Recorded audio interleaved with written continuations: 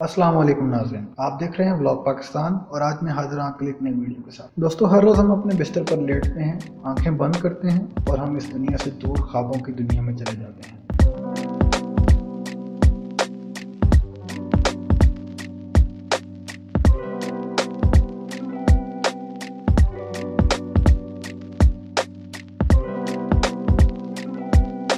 ये दुनिया प्यारी और मीठी नींद है जिसमें इंसान अपनी एक तिहाई ज़िंदगी गुजार देता है। लेकिन कभी आपने ये सोचा है कि नींद क्यों और कैसे आती है? दोस्तों, आज मैं आपको इस अमल के बारे में बताऊं। तो शऊर को अमली तौर पर बंद करके और आंखें बंद करके जिस्म और आंखों को आराम पहुंचाने के अमल को नींद कहते हैं। रात को कुछ घंटों की नींद इंसान की फितरी और बुनियादी ज़रूरत है। दुनिया का कोई इंसान इस नींद से महरूम नहीं रह सकता। बेहोशी में इंसान अपने आसपास के माहौल से बेखबर हो जाता है, लेकिन नींद एक कुदरती अमल है और इसमें इंसान बगैर किसी तिबी मदद के बेदार हो जाता है, जबकि बेहोशी में ऐसा नहीं होता। दोस्तों, हमारे जिस्म में एक कुदरती वक्त का निज़ाम मौजूद है जो जिस्म और दिमाग को तवाना और मुतवाज़न रखने के लिए दिन को और रात को महसूस करके रात के वक्त नींद के निज़ाम को फाल कर देता है। दोस्तों, नींद अल्लाह की नेमत है जो थके हुए बंदों को आराम पहुंचाने का सबब बनती है। अब इसके साथ ही बात कर लेते हैं नाइट टेरर की, यानी कि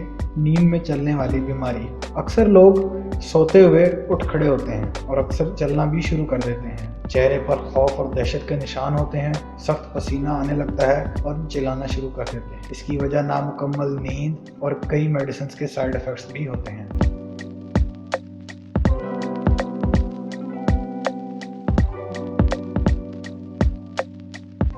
दोस्तों, इसका इलाज या तो मेडिकेशन है या किसी अच्छे साइकोलॉजिस्ट से इलाज के लिए राब्ता किया जाए।